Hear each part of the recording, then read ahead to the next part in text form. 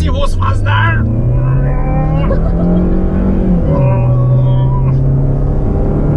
Acceleration.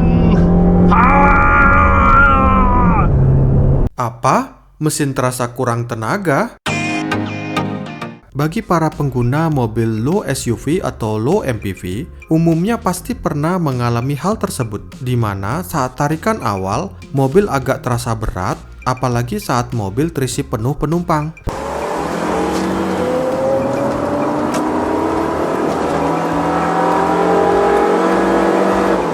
Ternyata hal tersebut sengaja dirancang oleh pabrikan sesuai ketentuan yang berlaku, di mana untuk mobil kelas low, demi alasan keselamatan dan juga aspek ekonomis berkendara, tenaga mobil kelas low harus dibatasi. Tapi yang menariknya guys, terbatasnya tenaga mobil tersebut bukan disebabkan oleh penggunaan jenis mesin mobil, tapi disebabkan oleh settingan ECU mobil yang sengaja oleh pabrikan dirancang agar tenaganya terbatas, baik untuk torsi dan juga horsepower-nya. Ini contohnya guys, bahwa tenaga mesin mobil sangat bisa ditentukan oleh settingan pada ECU, di mana pada mobil Expander Cross yang kapasitas mesinnya 1499 cc memiliki tenaga 104 horsepower, yang mana tenaga 104 horsepower ini juga sama dengan yang ada di New Rush, meskipun New Rush kapasitas mesinnya hanya 1496 cc. Sedangkan pada mobil XL7,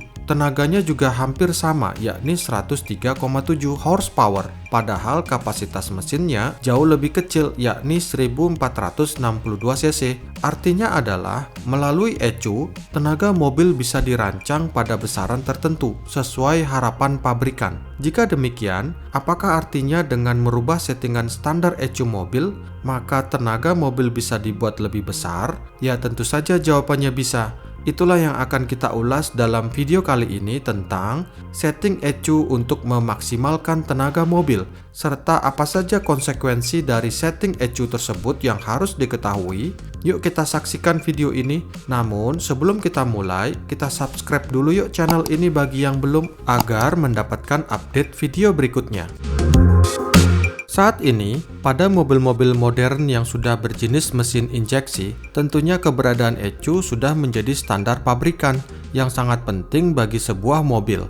ECU adalah komputer pada mobil yang banyak memberikan manfaat, diantaranya adalah untuk mengendalikan semburan bahan bakar pada injektor, mengendalikan pengapian busi, mengendalikan pembukaan katup mesin, mengendalikan kipas pendingin mesin, mengendalikan lampu, alarm, remote, dan masih banyak lagi guys. Sehingga boleh dibilang ECU adalah otak dari sebuah mobil, di mana semakin canggih mobil, program aplikasi pada ECU pun harus semakin banyak dan rumit. Contohnya ECU pada mobil Tesla ini guys. Program data pada ECU mobil inilah yang bisa kita atur dan setting ulang, agar kemampuan performa mobil dapat melebihi standar yang ditetapkan pabrikan, sehingga kita bisa dapatkan performa mesin mobil lebih baik tanpa harus merubah komponen mesin. Jika demikian, lantas bagaimana cara menyeting ECU untuk meningkatkan tenaga mesin? Secara umum, terdapat 3 metode dalam melakukan setting ECU mobil untuk meningkatkan tenaga mesin. Yang pertama adalah refresh ECU. Refresh ECU dilakukan dengan cara mengganti program data asli yang ada di ECU standar mobil dengan program data baru yang memiliki settingan tenaga mesin lebih besar dari standarnya. Refresh ini berakibat program asli ECU mobil menjadi diganti atau di-replace dengan program ECU yang baru. Refresh ECU berbeda dengan reset ECU ya guys. Kalau reset ECU, kita tidak memasukkan program data baru, tapi hanya mencabut sekring memori ECU dan kemudian kita input informasi pada memori ECU dengan cara menekan pedal gas 3 kali sampai RPM mencapai 4000. Saya sudah mencoba reset ECU ini guys, yang ternyata hasilnya hanya sugesti saja bahwa mobil tarikannya menjadi ringan, padahal tidak demikian. Yang kedua adalah remap ECU. Remap ECU dilakukan dengan cara merubah atau menyeting program data yang ada pada ECU bawaan asli mobil kepada settingan mobil sport yang maksimal dalam hal performa mesin, baik untuk horsepower dan torsinya. Remap ini berakibat program asli ECU mobil menjadi lebih tinggi settingannya dibanding standar bawaan pabrikan. Dan yang ketiga adalah piggyback ECU. Piggyback ECU dilakukan dengan cara memasang alat ECU tambahan yang memanipulasi kerja ECU standar, sehingga mesin menjadi teralihkan fungsinya mengikuti alat ECU tambahan tersebut, yang pengaturan performa mesinnya lebih tinggi daripada standarnya. Piggyback berakibat sejumlah kabel penghubung ke ECU harus dipotong dan disambung, yang mana hal ini terkadang terlihat kurang rapi dan mudah diketahui oleh petugas bengkel resmi. Untuk memahami bagaimana ECU bisa membuat performa mesin mobil menjadi lebih bertenaga, dapat dicontohkan misalkan pada program ECU standar mobil, injektor bahan bakar menyemprotkan bensin ke ruang mesin sebanyak 20 kali pada putaran mesin rendah. Melalui pengaturan dan penyetingan program ECU, kita bisa tingkatkan jumlah banyaknya semprotan bensin misalkan menjadi 40 kali pada putaran mesin rendah, yang hasilnya akan membuat tenaga mobil menjadi lebih besar di putaran rendah tersebut. Beberapa manfaat hasil pengaturan dan penyetingan ECU mobil ini diantaranya adalah tenaga mesin mobil meningkat 10-30% lebih besar dari standar pabrikan dengan tingkat konsumsi bahan bakar yang wajar. Akselerasi mobil terasa lebih ringan. Tarikan mobil lebih responsif pada putaran mesin rendah. Kecepatan mobil meningkat dari 0 sampai 100 km per jam. Enak sih. Gila, bentaran udah 120, boy.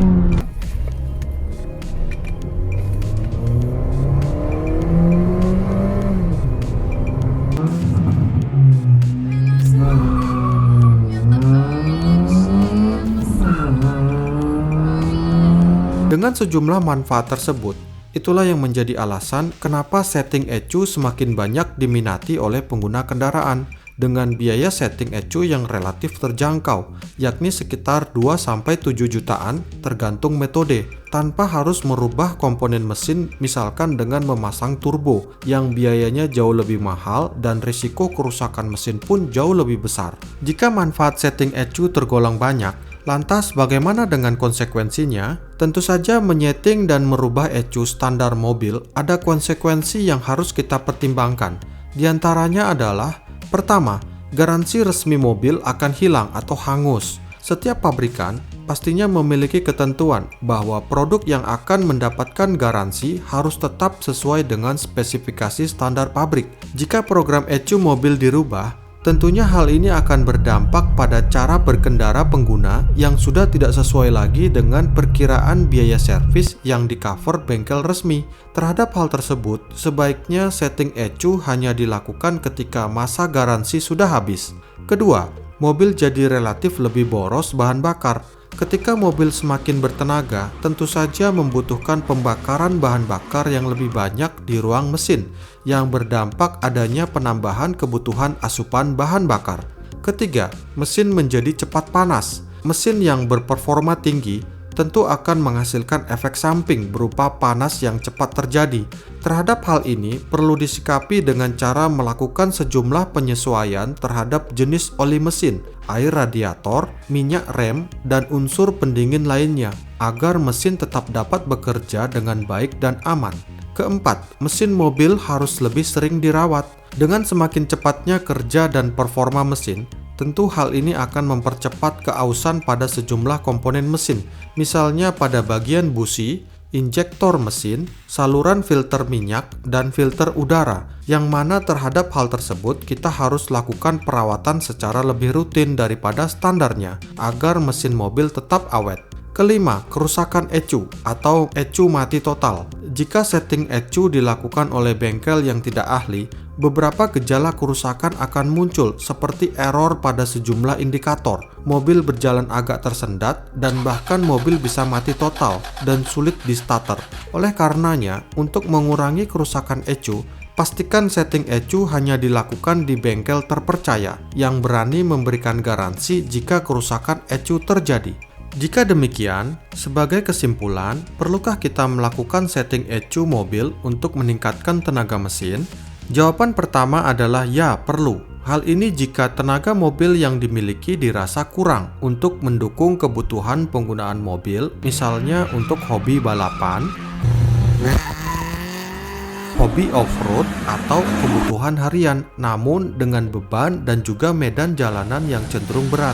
Terhadap kebutuhan ini, silahkan lakukan setting ECU, namun upayakan pengerjaannya dilakukan di bengkel terpercaya, serta pastikan juga garansi resmi mobil memang sudah habis. Jawaban kedua adalah tidak perlu.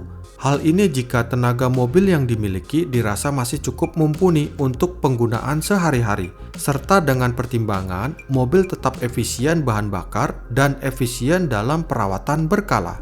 Demikian guys, semoga video ini bermanfaat ya. Sampai jumpa pada video selanjutnya.